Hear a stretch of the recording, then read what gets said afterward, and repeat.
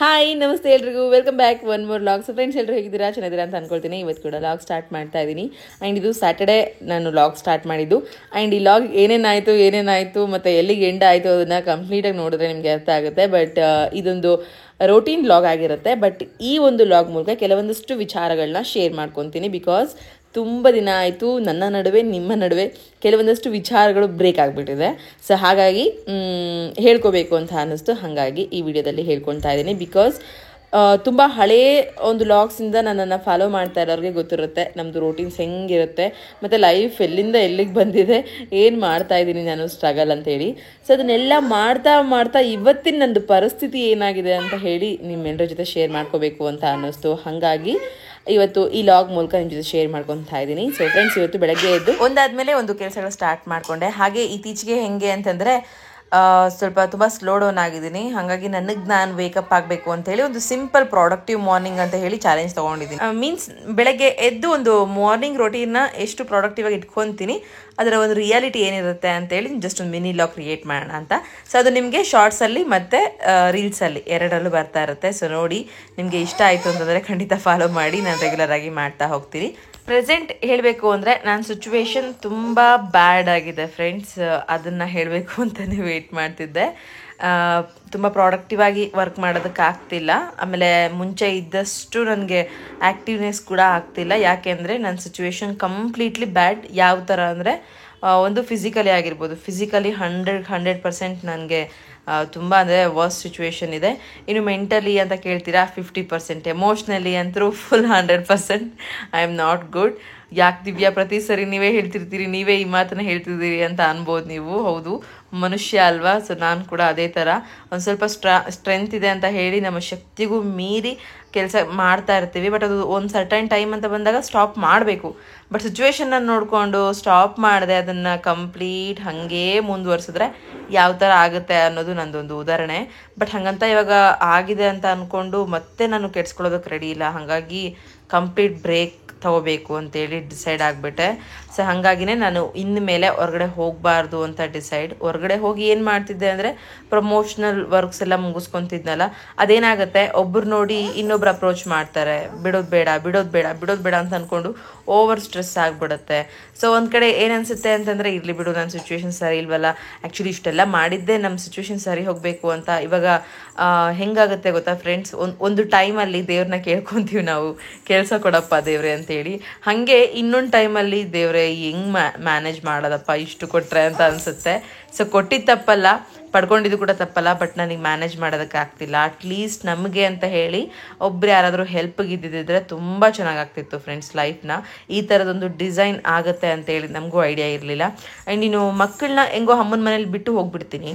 ಅಲ್ಲಿ ಹೊರಗಡೆ ಮೊದಲು ಮನೇಲಿ ಬೆಳಗ್ಗೆ ಎದ್ದು ಎಷ್ಟು ಸಾಧ್ಯ ಆಗುತ್ತೋ ಅಷ್ಟು ಕೆಲಸಗಳು ಮುಗಿಸ್ಕೊಂಡು ಮಕ್ಕಳನ್ನ ಅಲ್ಲಿಗೆ ಬಿಟ್ಟು ಅವರೆಲ್ಲ ಊಟ ತಿಂಡಿ ಎಲ್ಲ ನೋಡ್ಕೊತಾರೆ ಬಿಡು ಅಂತೇಳಿ ನಾನು ಹೊರಟ್ಬಿಡ್ತಿದ್ದೆ. ಇನ್ನು ನಂದು ಊಟ ತಿಂಡಿ ಕಡೆ ಗಮನ ಕಡಿಮೆ, ಮಕ್ಳಿಗೂ ಕಡಿಮೆ, ಅದು ಒಂದು ಫಾಲ್ಟ್ ಆಗ್ತಿತ್ತು. ದೆನ್ ಇನ್ನು ನಾನು ಹೊರಗಡೆ ಕೆಲಸ ಮುಗಿಸ್ಕೊಂಡು ಮನೆಗೆ ಬರೋದ್ರೊಳಗಡೆ ಫುಲ್ ಸುಸ್ತಾಗ್ತಿತ್ತು. ಅವ್ರನ್ನ ಮನೆ ಕರ್ಕೊಂಬಂದು ನಾನು ಮತ್ತೆ ಮನೆ ಕೆಲಸಗಳು ಮಾಡಿಕೊಂಡು ಅಡುಗೆ ಮಾಡ್ಕೋಬೇಕು ಅಂತಂದಾಗ ಆ ಒಂದು ಲೆವೆಲಿಗೆ ಮೆಂಟಲ್ ಸ್ಟ್ರೆಸ್ ಆಗ್ತಿತ್ತು ಫ್ರೆಂಡ್ಸ್. ನನಗೆ ಬ್ಯಾಲೆನ್ಸ್ ಮಾಡೋದಕ್ಕೆ ಆಗಲಿಲ್ಲ.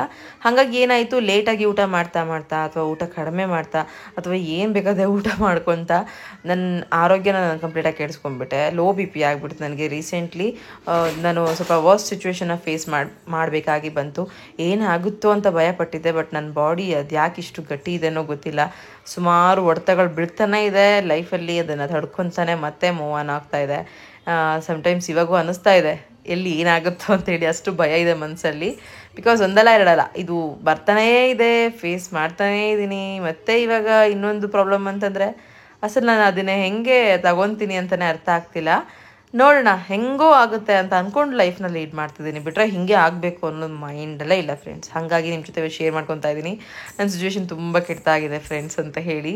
ಸೊ ಒಂದು ನನಗೆ ಅರಿವಾಗಿದ್ದು ಹೆಂಗೆ ಗೊತ್ತಾ, ರೆಸ್ಟ್ ಮಾಡೋ ಟೈಮಲ್ಲಿ ರೆಸ್ಟ್ ಮಾಡಬೇಕು. ನನಗೆ ರೆಸ್ಟ್ ಮಾಡೋವಂಥ ಟೈಮಲ್ಲಿ ಸಿಚುವೇಶನ್ ತುಂಬ ಕೆಟ್ಟದಾಗಿಟ್ಟಿದ್ದ, ಅದರಿಂದ ಹೊರಗೆ ಬರಬೇಕು ಅಂತೇಳಿ ನಾನು ಯಾವುದೂ ಗಮನ ಕೊಡಲಿಲ್ಲ. ಗಟ್ಟಿ ಇದ್ದೆ ಬಿಡು ಅಂಥೇಳಿ. ಇವಾಗ ಸಿಚುವೇಶನ್ಗಳನ್ನೆಲ್ಲ ಸರಿ ಮಾಡ್ತಾ ನನ್ನ ಆರೋಗ್ಯನ ಕೆಡಿಸಿಟ್ಟಿದ್ದಾನೆ ದೇವ್ರಿಗಂದ್ರೆ ಏನು ತಪ್ಪು ಅಲ್ವಾ, ಮ್ಯಾನೇಜ್ ಮಾಡಬೇಕಾಗಿದ್ದು ನಾನು ಆ್ಯಕ್ಚುಲಿ. ಹಾಗೆ ಈ ಪರಿಸ್ಥಿತಿ ಇಷ್ಟು ಕೆಟ್ಟದಾಗಿದೆ. ಅದಕ್ಕೆ ನಾನೊಂದು ಡಿಸೈಡ್ ಮಾಡಿದ್ದೇನು ಅಂತಂದರೆ, ಹೆಂಗೂ ಪ್ರತಿಯೊಂದು ಇನ್ಕಮ್ ಸೋರ್ಸ್ಗಳನ್ನ ನಾನು ಯಾವ ಥರ ಮ್ಯಾನೇಜ್ ಮಾಡಬೇಕು ಅಂತೇಳಿ ಕ್ರಿಯೇಟ್ ಅಂತೂ ಮಾಡಿಟ್ಟಿದ್ದೀನಿ ಫ್ರೆಂಡ್ಸ್. ಮನೇಲಿ ಇಷ್ಟು ದಿನದ ನಾನು ಏನು ಮಾಡಿದ್ದೀನಿ ಅಂತಂದರೆ, ಏನು ಮಾಡಿದ್ರೂ ಕೂಡ ಇನ್ಕಮ್ ಬರೋ ಥರ ಒಂದು ಪ್ಲಾಟ್ಫಾರ್ಮ್ ಸೆಟ್ ಮಾಡಿಟ್ಟಿದ್ದೀನಿ. ಅದು ಒಂದು ಚಿಂತೆ ಇಲ್ಲ. ಅದು ಬಿಟ್ಟರೆ ಎದ್ದು ಮಾಡಬೇಕಷ್ಟೇ. ಅದರ್ವೈಸ್ ನನಗೆ ಭಾರ ಆಗುತ್ತೆ ಅನ್ನೋದನ್ನು ಆರಾಮ್ಸೆ ಕೈ ಬಿಡಬಹುದು. ಆ ಒಂದು ಆಪ್ಷನ್ಸ್ ಕೂಡ ಇಟ್ಕೊಂಡಿದ್ದೀನಿ. ಹಾಗಾಗಿ ತಲೆ ಕೆಡಿಸ್ಕೊಳ್ದೆ ನೆಕ್ಸ್ಟ್ ಮುಂದಿನ ಕೆಲಸಗಳು ಏನು ಮಾಡಬೇಕು ಅಂತ ಹೇಳಿ ಡಿಸೈಡ್ ಮಾಡ್ಕೊಂಡಿದ್ದೀನಿ. ಏನು ಮಾಡೋದಕ್ಕೂ ಕೂಡ ಪ್ರೆಸೆಂಟ್ ಮೈಂಡ್ ಓಡ್ತಿಲ್ಲ, ಅಷ್ಟು ಸ್ಟ್ರಕ್ ಆಗಿದ್ದೀನಿ. ಈ ಥರದ್ದೆಲ್ಲ ಎಲ್ಲರ ಲೈಫಲ್ಲೂ ಆಗ್ತಿರುತ್ತೆ, ನನಗೂ ಕೂಡ ಆಗ್ತಾ ಇರುತ್ತೆ. ಇನ್ನೇನು ಬೇರೆಯವ್ರ ಕಂಪ್ಯಾರಿಸನ್ ಮಾಡಿದ್ರೆ ನನಗೊಂದು ಸ್ವಲ್ಪ ಜಾಸ್ತಿ ಆಗುತ್ತೆ. ಅದನ್ನು ಹ್ಯಾಪಿಯಾಗಿ ಅಕ್ಸೆಪ್ಟ್ ಮಾಡ್ತಾ ಇದ್ದೀನಿ ನಾನು. ನೋಡೋಣ ಏನಾಗುತ್ತೆ ನೆಕ್ಸ್ಟ್ ಅಂತೇಳಿ. ಸೊ ಅದಕ್ಕೆ ಬ್ಲ್ಯಾಂಕ್ ಆಗ್ತೀನಿ ಅನ್ನೋ ಕಾರಣಕ್ಕೆ ಲಾಗ್ಸ್ನ ರೆಗ್ಯುಲರ್ ಆಗಿ ಮಾಡೋಣ ಅಂತ ಅಂದ್ಕೊಂಡು ಡಿಸೈಡ್. ಲಾಗ್ಸಿಗೆ ನಾನು ಸ್ಟಿಕ್ ಆನ್ ಆಯಿತು ಅಂತಂದರೆ, ನನ್ನ ಒಂದು ಮೆಂಟಲ್ ಹೆಲ್ತ್, ಫಿಸಿಕಲ್ ಹೆಲ್ತ್ ಚೆನ್ನಾಗಿರುತ್ತೆ. ಬಿಕಾಸ್ ಅಡುಗೆ ಎಲ್ಲ ಮಾಡಿಕೊಂಡು ಮನೇಲೇ ಟೈಮ್ ಸ್ಪೆಂಡ್ ಮಾಡ್ತೀನಿ ಅಂದಾಗ ನನಗೆ ಆ ಕೆಲಸಗಳೆಲ್ಲ ಭಾರ ಅನ್ಸಲ್ಲ, ಆರಾಮ್ಸೆ ಮಾಡ್ಕೊಂಡ್ಬಿಡ್ತೀನಿ. ಅದಕ್ಕಂತಲೇ ಟೈಮ್ ಇಟ್ಟಿರ್ತೀನಿ, ಮಾಡ್ಕೊಂಡ್ಬಿಟ್ಟಿರ್ತೀನಿ. ಮತ್ತೆ ಈಗ ಸ್ಕೂಲ್ ಸ್ಟಾರ್ಟ್ ಆಗುತ್ತೆ ಮಂಡೆಯಿಂದ, ಅವಾಗ ಮತ್ತೆ ಭಾರ ಮಾಡ್ಕೊಂಡ್ಬಿಡ್ತೀನಿ. ಇದೇ ಥರ ಇತ್ತು ಅಂತಂದರೆ. ಸೊ ಹಂಗಾಗಿ ಮನೇಲಿ ಹೇಳ್ಬಿಟ್ಟಿದ್ದೀನಿ, ಹೊರಗಡೆ ಪ್ರಮೋಷನ್ಸ್ಗೆ ನನಗೆ ಹೋಗೋಕ್ಕಾಗಲ್ಲ ಅಂತೇಳಿ. ಅದರಲ್ಲೂ ಏನಾಗುತ್ತೆ ಗೊತ್ತಿಲ್ಲ ಫ್ರೆಂಡ್ಸ್ ಅಕ್ಯುರೇಟ್ಲಿ.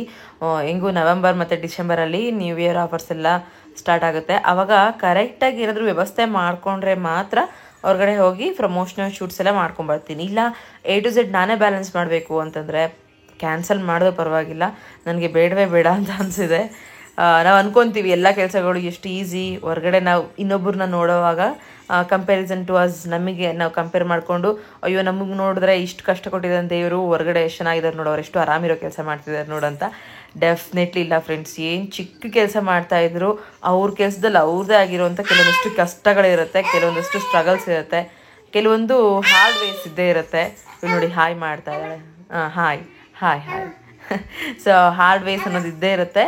ಅದನ್ನೆಲ್ಲ ಫೇಸ್ ಮಾಡ್ಕೊಂಡು ಹೋಗ್ತಾ ಇರ್ತಾರೆ. ಕೆಲವೊಬ್ರು ಬ್ಯಾಲೆನ್ಸ್ ಮಾಡ್ತಾರೆ, ಕೆಲವೊಬ್ರು ಬ್ಯಾಲೆನ್ಸ್ ಮಾಡೋಕ್ಕಾಗಲ್ಲ, ಯಾಕಂದರೆ ಓವರ್ ಮಾಡ್ಕೊಂಡಿರ್ತಾರೆ ನಂತರ. ಸೊ ಹಾಗೆ ಕಷ್ಟ ಆಗ್ತಾ ಇರುತ್ತೆ. ಅದನ್ನು ನಾವು ಸರಿ ಮಾಡ್ಕೋಬೇಕು ಅಂದರೆ, ಓಕೆ ಇದು ನನಗೆ ನಾನು ಯಾವಾಗಲೂ ಯೋಚನೆ ಮಾಡೋದು ಹೆಂಗೆ ಅಂದರೆ, ಇದು ಯಾಕೋ ಹೆವಿ ಅನ್ನಿಸ್ತಾ ಇದೆ, ನನಗೆ ತುಂಬ ಬ್ಯಾಡ್ ಅನ್ನಿಸ್ತಾ ಇದೆ ಅಂತಂದಾಗ ಒಂದು ಸೆಕೆಂಡ್ ಸ್ಟಾಪ್ ಆಗಿ ನಾನು ಯೋಚನೆ ಮಾಡ್ತೀನಿ, ಇದು ಓಕೆನಾ ನನಗೆ ಅಂತೇಳಿ. ಸೊ ಆ ಥರ ಇವಾಗ ಸ್ಟಾಪ್ ತಗೊಂಡು ಕರೆಕ್ಟ್ ಟೈಮ್ಗೆ ಯೋಚನೆ ಮಾಡಿದಾಗ ನನಗೆ ಅನಿಸಿದ್ದು ಅಂತಂದರೆ ಬೇಡ ಅಂತ ಹೇಳಿ. ಯಾಕಂದರೆ ವೆಲ್ತ್ಗಿಂತ ದೊಡ್ಡದು ಹೆಲ್ತ್. ಸೊ ಅದನ್ನು ಕೂಡ ಯೋಚನೆ ಮಾಡಬೇಕು ಅಂತ ಅನಿಸಿ ಹಿಂಗೆಲ್ಲ ಯೋಚನೆ ಮಾಡಿ ಡಿಸೈಡ್ ಮಾಡ್ಕೊಂಡಿದ್ದೀನಿ. ಆ್ಯಂಡ್ ಇವತ್ತು ಇನ್ನೇನು ಅಂತಂದರೆ, ಹೊರಗಡೆ ಹೋಗಬೇಕಾಗಿ ಬಂತು ಸಡನ್ಲಿ. ಮಾರ್ನಿಂಗ್ ನನ್ನ ರೋಟೀನ್ಸ್ ಇದನ್ನೆಲ್ಲ ಕೆಲಸಗಳು ಮಾಡ್ಕೊಳ್ತಿರುವಾಗ ಸಡನ್ನಾಗಿ ಅನಿಸಿದ್ದು, ಬಂದಿದ್ದು ಅಪಾಯಿಂಟ್ಮೆಂಟ್ ಏನಂದರೆ, ಕೆಲವೊಂದು ಬಿಫೋರ್ ಒಪ್ಕೊಂಡಿದ್ನಲ್ಲ ಆ ಪ್ರಮೋಷನ್ದು ಒಂದು ಶೂಟ್ ಇದೆ ಇವತ್ತು 10 ಗಂಟೆಗೆ ಬನ್ನಿ, ಇವತ್ತು ನಾವು ಅವೈಲೇಬಲ್ ಇದ್ದೀವಿ ಅಂತ ಹೇಳಿದರು. ಹಾಗಾಗಿ ಹೋಗೋಣ ಅಂತ ಅನಿಸಿ ಸಡನ್ನಾಗಿ ಅರೇಂಜ್ ಆಗಿದ್ದು. ಇನ್ನು ಅದು ಒಂದು ತಲೆಯಲ್ಲಿ ಬಂದ ತಕ್ಷಣ ನಾನು ಅಂದ್ಕೊಂಡ್ರ ಕೆಲಸಗಳೆಲ್ಲ ಉಲ್ಟಂಬಲ್ಟ ಆಗೋದಕ್ಕೆ ಸ್ಟಾರ್ಟ್ ಆಯಿತು. ಬಿಕಾಸ್ ಇದಾದ್ಮೇಲೆ ಇದು ಹಿಂಗೆ ಅಂತ ಬರೆದಿಟ್ಟಿರ್ತೀನಿ ಮಾಡಬೇಕು ಅಂತೇಳಿ. ಅಲ್ಲಿಗೆ ಬ್ರೇಕ್ ಬಿದ್ದಂಗೆ ಇವತ್ತು ತಿಂಡಿ ಸಮೇತ ಮಾಡೋಕ್ಕಾಗಲಿಲ್ಲ. ತಿಂಡಿಗೆಲ್ಲ ಜೋಡಿಸಿ ಇಟ್ಕೊಂಡಿದ್ದೆ ಮಾಡೋಣ ಅಂತ ಅಂದ್ಕೊಂಡು, ಅದು ಕೂಡ ಫ್ಲಾಪ್. ಬೇಗ ಪಾತ್ರೆ ಎಲ್ಲ ತೊಳೆದು ಸ್ವಲ್ಪ ಮನೆ ಕೆಲಸ ಎಲ್ಲ ಮುಗಿಸ್ಕೊಂಡು ಬೇಗ ನಾನು ರೆಡಿಯಾಗಿ ಮಕ್ಕಳನ್ನ ರೆಡಿ ಮಾಡಿಕೊಂಡು ಅಮ್ಮನ ಮನೇಲಿ ಬಿಟ್ಟು ಹೋಗಬೇಕು ಅಂತೇಳಿ. ಇಬ್ಬರು ಮಲಗಿದ್ದಾರೆ. ಇನ್ನು ಸ್ವಲ್ಪ ಮಿಂಚು ಎದ್ದು ಹಾಲು ಕೇಳಿದ್ಲು ಅಂತೇಳಿ ಪಾತ್ರೆ ತೊಳೆಯೋದನ್ನು ಬಿಟ್ಟು ಹೋಗಿ ಅವಳಿಗೆ ಫಸ್ಟ್ ಹಾಲು ಕೊಟ್ಟು ಬಂದೆ. ಇನ್ನೊಂದು ಸ್ವಲ್ಪ ಹೊತ್ತು ಮಲ್ಕೊತಾಳೆ. ಮನೆ ಕೆಲಸಕ್ಕೆ ಯಾರಾದರೂ ಬರ್ತಾರಾ ಅಂತ ನೋಡಿದ್ರೆ ಅದು ಕೂಡ ಆಗ್ತಿಲ್ಲ. ಇಲ್ಲಿ ಯಾರೂ ಸೆಟ್ ಆಗ್ತಿಲ್ಲ. ರೀಸೆಂಟ್ಲಿ ಒಬ್ರು ಬಂದರು, ಮಹಾತಾಯಿ ಬಂದು ಒಂದಿನ ಚೆನ್ನಾಗಿ ಮಾತಾಡಿ, ತುಂಬ ಬಡತನ ಇದೆ, ಹಿಂಗೆ ತುಂಬ ಕಷ್ಟ ಇದೆ, ಹಾಗೆ ಹಿಂಗೆ ಅಂತಂದರು. ಓಕೆ, ನಾನು ಅದೇ ಸಿಚುವೇಶನಿಂದ ಬಂದಿದ್ದಲ್ಲ ಅಂತೇಳಿ ಕುತ್ಕೊಂಡು ಕೇಳಿ ಸ್ವಲ್ಪ ಹೊತ್ತು ಆದಮೇಲೆ ಪಾಪುಗೆ ಹುಷಾರಿಲ್ಲ, ಒಂದೇ ಪಾಪು ಇರೋದು, ಹಸ್ಬೆಂಡ್ ಇಲ್ಲ, ಬಿಟ್ಟು ಹೋಗಿದ್ದಾರೆ ಅಂತ ಹೇಳಿದ್ರು. ಎಲ್ಲರದ್ದು ಒಂಥರ ಸಿಚುವೇಶನ್ ಇರುತ್ತೆ ಬಿಡು ಅಂತ ಅಂದ್ಕೊಂಡೆ. ಸೊ ಕರೆನ್ಸಿ ಇಲ್ಲ ಮನೇಲಿ, ಈ ಥರ ಖರ್ಚಿಗೆ ಅಮೌಂಟ್ ಇಲ್ಲ ಅಂದಿದ್ದಕ್ಕೆ ಆಯಿತು ಅಂತ ಹೇಳಿ ಒಂದಷ್ಟು ಅಮೌಂಟ್ ಕೂಡ ಕೊಟ್ಟೆ. ದೆನ್ ನೆಕ್ಸ್ಟ್ ಡೇಯಿಂದ ಪತ್ತೆನೇ ಇಲ್ಲ. ಅದಕ್ಕೆ ಡಿಸೈಡ್ ಮಾಡಿಕೊಂಡೆ ಅಮೌಂಟ್ ಅಂತೂ ವಾಪಸ್ ಕೇಳಕ್ಕೆ ಹೋಗಲಿಲ್ಲ ಫ್ರೆಂಡ್ಸ್. ಅವ್ರಿಗೆ ಮತ್ತೆ ನಾನು ಅಸಲು ಕಾಲ್ ಕೂಡ ಮಾಡೋಕ್ಕೆ ಹೋಗಲಿಲ್ಲ, ಬರಲ್ಲ ಅಂತ ಗೊತ್ತಾದ್ಮೇಲೆ ಇಟ್ಸ್ ಓಕೆ ಇರಲಿ ಅಂತ ಹೇಳಿ. ಇನ್ನು ನನ್ನ ಕೆಲಸ ನಾನೇ ಮಾಡ್ಕೊಳ್ಳೋಣ ಅಂತ ಅನ್ನಿಸ್ತು. ಅದಕ್ಕೆ ಫ್ರೆಂಡ್ಸ್ ಏನೂ ಬೇಡ ಅಂತ ಅನ್ನಿಸ್ಬಿಡ್ತು. ಎಲ್ಲ ರಾಂಗಾಗಿ ನಮ್ಮದು ಅಪೋಸಾಗಿ ಬರ್ತಾ ಇದೆ ಅಂತಂದಾಗ ನಾವು ಅದ್ರ ವಿರುದ್ಧ ಹೋಗೋದಕ್ಕಿಂತ ಒಂದು ತಾಸು ನಿಂತ್ಕೊಳೋದು ಭಾರಿ ಬೆಸ್ಟ್ ಅಲ್ವಾ. ನನಗೆ ಎಕ್ಸ್ಪೀರಿಯೆನ್ಸ್ ಆಗಿದ್ದಿದ್ದು. ಇದೆಲ್ಲ ಒಂದು ಕಡೆ ಸೈಡಿಗೆ ಇಟ್ಟರೆ ಇನ್ನೊಂದು ಗುಡ್ ನ್ಯೂಸ್ ಹೇಳ್ತೀನಿ. ಸೊ ಏನಪ್ಪ ಅಂತಂದರೆ, ನಾನೊಂದು ವಿಚಾರಕ್ಕೆ ಅಂದರೆ ಏನೋ ಒಂದು ಪರ್ಚೇಸಿಂಗ್ಗೋಸ್ಕರ ತುಂಬ ದಿನಗಳಿಂದ ವೆಯ್ಟ್ ಮಾಡ್ತಾ ಇದ್ದೀನಿ. ಅದು ನಂದೊಂಥರ ಕನಸು. ಹೋದ ವರ್ಷದಿಂದ ಸುಮ್ಮನೆ ಜಸ್ಟ್ ನೋಡಿ ಆಸೆ ಪಟ್ಟಿರುವಂಥ ವಸ್ತುನ ತಗೋಬೇಕು ಅಂಥೇಳಿ ಮುಂದಾಗಿದ್ದೀನಿ. ಅದ್ರದ್ದೊಂದು ಸ್ವಲ್ಪ ಕೆಲಸ ಇದೆ ಇವತ್ತು, ಹಾಗಾಗಿ ಹೊರಗಡೆ ಹೋಗಬೇಕಿತ್ತು. ಹೆಂಗೂ ಹೊರಗಡೆ ಹೋಗ್ತಾ ಇದ್ದೀನಿ. ಅದನ್ನು ಮುಗಿಸ್ಕೊಂಡು ಅಲ್ಲಿಂದ ಅಲ್ಲಿಗೆ ಹೋಗಿ ಅದನ್ನೆಲ್ಲ ಮಾಡ್ಕೊಂಬರೋಣ ಅಂತ. ಬಟ್ ಕೆಲವೊಂದ್ಸರಿ ಹೆಂಗೆ ಆಗುತ್ತೆ ಗೊತ್ತಾ, ನಾವೇನಾದ್ರೂ ಆಸೆ ಪಟ್ಟು ತೊಗೊತಾ ಇದೀವಿ ಅಂತಂದಾಗ ಕೈಗೆ ಬೇಗ ಸಿಗಲ್ಲ, ಡಿಸಪಾಯಿಂಟ್ಮೆಂಟ್ಸ್ ಜಾಸ್ತಿ ಆಗುತ್ತೆ. ಹಾಗೆ ಇವತ್ತು ಸೇಮ್ ಆಗಿದ್ದು. ಸೊ ನಮ್ಮ ಅಕ್ಕನ ಹೆಸರಲ್ಲಿ, ನಮ್ಮ ಕಾವ್ಯನ ಹೆಸರಲ್ಲಿ ಇನ್ನು ಬಜಾಜ್ ಫೈನಾನ್ಸಲ್ಲಿ ನಾನೊಂದು ಓಸ್ಮೋ ಕ್ಯಾಮ್ರಾ ತೊಗೋಬೇಕಂತ ಇದ್ದೀನಿ, ಪಾಕೆಟ್ ಕ್ಯಾಮ್ರಾ, ಬಿಕಾಸ್ ಆಫ್ ವ್ಲಾಗಿಂಗೋಸ್ಕರನೇ. ಬಟ್ ಅದನ್ನು ತೊಗೋಬೇಕು ಅಂತ ಹೇಳಿ ಪ್ಲ್ಯಾನ್ ಮಾಡಿದೆ. ತಗೊಳ್ಳೋಂಥ ಟೈಮ್ಗೆ ಔಟ್ ಆಫ್ ಸ್ಟಾಕ್ ಆಯಿತು. ಇವಾಗ ಮತ್ತೆ ಕಾದಿದ್ದು ತಗೊಳ್ಳೋಂಥ ಟೈಮ್ಗೆ ನಮ್ಮ ಅಕ್ಕನ ಕಾರ್ಡಲ್ಲಿ ಬರಲ್ಲ, ಬ್ಲಾಕ್ ಆಗಿದೆ ಅಂತ ಗೊತ್ತಾಯಿತು. ಹೆಂಗಾಯಿತು ಅಂತಂದರೆ ಒಂದು ನಿಮಿಷ ಐ ಥಿಂಕ್ ಇದು ನನಗೆ ಅಲ್ವೇನೋ ಅಂತ ಅನ್ನಿಸ್ತು. ಸೊ ಫ್ರೆಂಡ್ಸ್, ನಾನು ಹೆಂಗೆ ಯೋಚನೆ ಮಾಡ್ತೀನಿ ಅಂದರೆ, ಆಸೆ ಪಡ್ತೀನಿ ನಿಜ, ಬಟ್ ಬೇಕೇ ಬೇಕು ಅಂತ ಕೂತ್ಕೊಳ್ಳೋದಿಲ್ಲ. ಅಂದರೆ ಅದು ಸಿಗುತ್ತೆ ಅಂತಂದಾಗ ಬೇಕೇ ಬೇಕು ಅಂತ ಹೇಳಿ ಯುದ್ಧ ಮಾಡಿ ಆದರೂ ಪರವಾಗಿಲ್ಲ, ತೊಗೊತೀನಿ. ಬಟ್ ಅದು ನಾನು ಯುದ್ಧ ಮಾಡೋದಕ್ಕೆ ರೆಡಿ ಆದರೂ ಸಿಗಲ್ಲ ಅಂತ ಏನಾದರೂ ನನ್ನ ಮೈಂಡಿಗೆ ಬಂತು ಅಂತಂದರೆ, ಅಂಥದ್ದು ಬರ್ತಿದೆ ಅಂತಂದ್ರೂ ಕೈ ಬಿಟ್ಬಿಡ್ತೀನಿ. ಆ ಥರ ಯಾಕೋ ಅನ್ನಿಸ್ತು ಒಂದು ಸೆಕೆಂಡು, ನಾನು ಇಷ್ಟೆಲ್ಲ ಹೊಡೆದಾಡ್ತಿದ್ದೀನಿ, ಅದು ನನಗೆ ಬರ್ತಿಲ್ಲ ಅಂತಂದರೆ ಬಿಟ್ಬಿಡೋದು ಆಸೆ, ಇದು ಬರಲ್ವ ನನ್ನ ಹಣೆ ಬರೋಕ್ಕೆ ಅಂತ ಅಂದ್ಕೊಂಡಿದ್ದೆ. ಮತ್ತು ಅದು ಹೆಂಗೆ ಏನೇನೋ ಆಯಿತು, ಪ್ರೊಸೀಸರ್ ಆಗಿದೆ. ಬಟ್ ನೆಕ್ಸ್ಟ್ ಬ್ಲಾಗಲ್ಲಿ ಗೊತ್ತಾಗುತ್ತೆ ನಿಮಗೆ ಏನಾಯಿತು, ಏನು ಆಗಿದೆ, ಬಂತಾ ಇಲ್ವಾ ಅಂತೇಳಿ. ಬಟ್ ಒಂದು ಮಾತ್ರ ಹೇಳ್ತೀನಿ, ಅದು ನನಗೆ ಹ್ಯಾಪಿನೆಸ್, ನನ್ನ ದೊಡ್ಡ ಹ್ಯಾಪಿನೆಸ್. ಸೊ ಇನ್ನು ಪಾತ್ರೆ ತೊಳಿತಾ ಹೊಟ್ಟೆ ಭಯಂಕರ ಹಸಿತಾ ಇತ್ತು. ನನಗೊಂದು ಸ್ವಲ್ಪ ತಲೆ ತಿರುಗ್ತದೆ ಅಂದಿದ ತಕ್ಷಣ ಭಯ ಸ್ಟಾರ್ಟ್ ಆಗಿಬಿಡುತ್ತೆ. ಯಾಕಂದರೆ ಗೊತ್ತಲ್ವಾ, ಲೋ ಬಿ ಪಿ ಆಗಿ ರೀಸೆಂಟ್ಲಿ ಒಂದು ಸ್ವಲ್ಪ ಕೆಡಿಸ್ಕೊಂಡಿದ್ದೆ ಆರೋಗ್ಯ ಅಂತೇಳಿ. ಹಾಗಾಗಿ ನಾನು ತಟ್ಟೆಗೆ ಚಪಾತಿ ಮತ್ತು ಪಲ್ಯ ಹಾಕೊಂಡು ಇನ್ನೇನು ತಿನ್ನೋಕೆ ಹೋಗೋವಾಗ ಸವಣ್ ಬಂತು, ಏನೋ ಯಾರೋ ಎದ್ದಿದ್ದಾರೆ ಇಬ್ಬರಲ್ಲಿ ಒಬ್ಬರು ಅಂತ ಹೇಳಿ ಗೊತ್ತಾಯಿತು. ಬಂದು ನೋಡ್ತೀನಿ ನಮ್ಮ ಮೇಡಮ್ ಅವರು.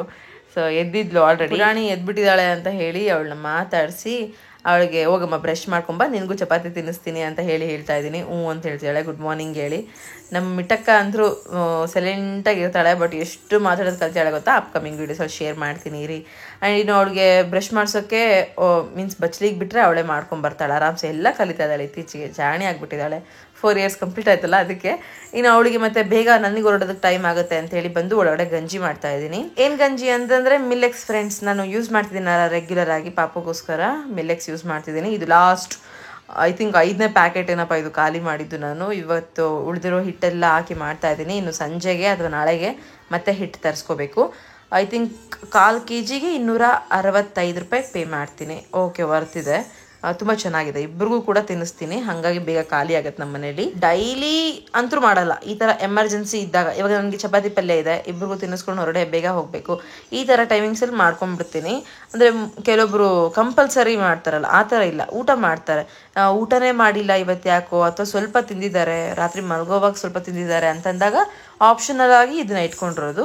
ಸೊ ಗಂಜಿ ರೆಡಿ ಆಯ್ತು. ಇನ್ನು ಗಂಜಿ ರೆಡಿಯಾಗಿ ಅದಕ್ಕೊಂದು ಸ್ವಲ್ಪ ತುಪ್ಪ ಹಾಕಿ ಚೆನ್ನಾಗಿ ಫ್ಯಾನ್ಗೆ ಆರಿಸಿ ಬೇಗ ತಿನ್ನಿಸಿ ಹೋಗಬೇಕು ಅಂತೇಳಿ ಆರಿಸ್ಕೊತ ಕೂತಿದ್ದೀನಿ. ಅಷ್ಟರೊಳಗಡೆ ನಮ್ಮ ಸಣ್ಣವಳು ಕೂಡ ಎಬ್ಸಿ ಅವಳಿಗೊಂದ್ಸರಿ ಹಾಲು ಕೊಟ್ಟು ಮತ್ತೆ ಅವಳನ್ನ ಬಚ್ಚಲಿ ಕರ್ಕೊಂಡೋಗಿ ಅವಳನ್ನ ಫ್ರೆಶ್ ಅಪ್ ಮಾಡ್ಕೊಂಬಂದು ಬಟ್ಟೆ ಹಾಕ್ಕೊಂಡು ಕರ್ಕೊಂಡೋಗ್ಬೇಕು. ಅಮ್ಮನ ಮನೇಲಿ ಹೋಗಿ ಬಿಟ್ಟು ನಾನು ಅಲ್ಲಿಂದ ಹೋಗಿ ಒಂದು ಶೂಟ್ ಮುಗಿಸ್ಕೊಂಡು ನಮ್ಮ ಅಕ್ಕನ ಮನೆಗೆ ಹೋಗಿ ಅಲ್ಲಿಂದ ಗಾಡಿ ತಗೊಂಡು ಹೋಗ್ಬೇಕಿತ್ತು. ಸೊ ಅಷ್ಟು ಕೆಲಸ ಮಾಡೋಳಗಡೆ 12:15 ಆಲ್ಮೋಸ್ಟ್ 1 ಗಂಟೆ ಆಗಿತ್ತು. ನಾನು ನಮ್ಮ ಅಕ್ಕ ಹೋಗೋವಾಗ ರೋಡಲ್ಲಿ ನಿಲ್ಲಿಸಿ ಅವ್ರ ಫ್ರೆಂಡ್ನ ಮಾತಾಡಿಸ್ತಾ ಇದ್ದಾಳೆ.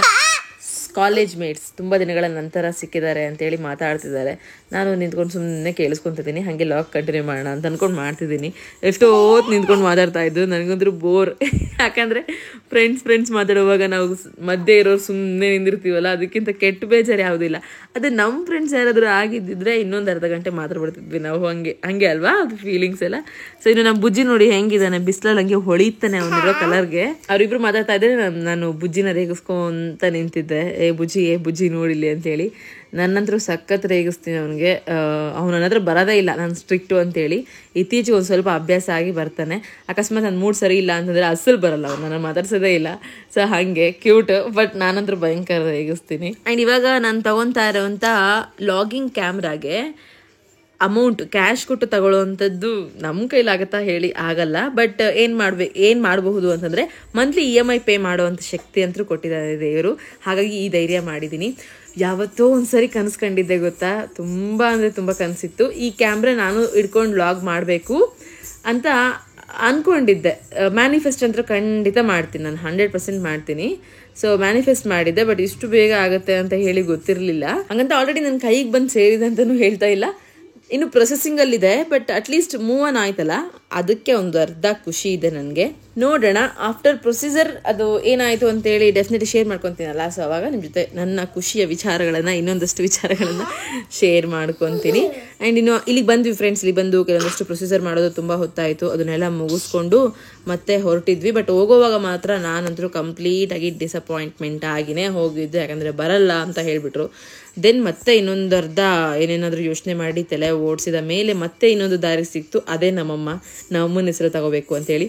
ನೋಡಿ, ಸ್ಟಾರ್ಟಿಂಗ್ ನಾನು ಯೂಟ್ಯೂಬ್ ಸ್ಟಾರ್ಟ್ ಮಾಡುವಾಗ ನಮ್ಮಮ್ಮನೇ ಫೋನ್ ಕೊಡಿಸಿದ್ದು, ಮತ್ತೆ ಇವಾಗ ಕ್ಯಾಮ್ರಾ ಕೂಡ ನಮ್ಮಮ್ಮನೇ ಕೊಡಿಸ್ತಾ ಇದ್ದಾರೆ. ಸೊ ಅದು ಒಂಥರ ಏನೋ ಬ್ಲೆಸ್ಸಿಂಗ್ಸ್. ಲಕ್ಕಿಯೆಸ್ಟ್ ಅಂತಂದರೆ ಲಕ್ಕಿಯೆಸ್ಟಿಂದಾನೇ ಸ್ಟಾರ್ಟ್ ಆಗಲಿ ಬಿಡಿ ಅಂತ ಅಂದ್ಕೊಂಡು ಸುಮ್ಮನೆ.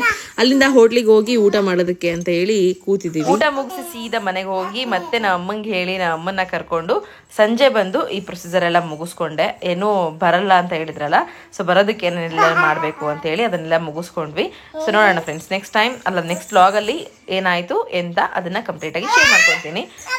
ಆ್ಯಂಡ್ ಈ ವ್ಲಾಗ್ನ ಇಲ್ಲಿಗೆ ಎಂಡ್ ಮಾಡ್ತಾ ಇದ್ದೀನಿ. ಐ ಹೋಪ್ ನಿಮಗೆ ಇಷ್ಟ ಆಗಿದೆ ಅಂತ ಅನ್ಕೊತೀನಿ. ಇಷ್ಟ ಆಗದೆ ಇದ್ರೆ ಹೊಟ್ಟೆಲಿ ಹಾಕೊಳ್ಳಿ. ನೆಕ್ಸ್ಟ್ ಟೈಮಿಂದ ಮತ್ತೆ ಒಂದು ಫುಲ್ ಡೇ ವ್ಲಾಗ್ ಮಾಡ್ತೀನಿ. ಅಲ್ಲಿವರೆಗೂ ಹಿಂಗೆ ನೋಡ್ತಾ ಇರಿ, ಹಿಂಗೆ ಸಪೋರ್ಟ್ ಮಾಡ್ತೀರಿ. Keep watching, keep supporting. Thank you, bye.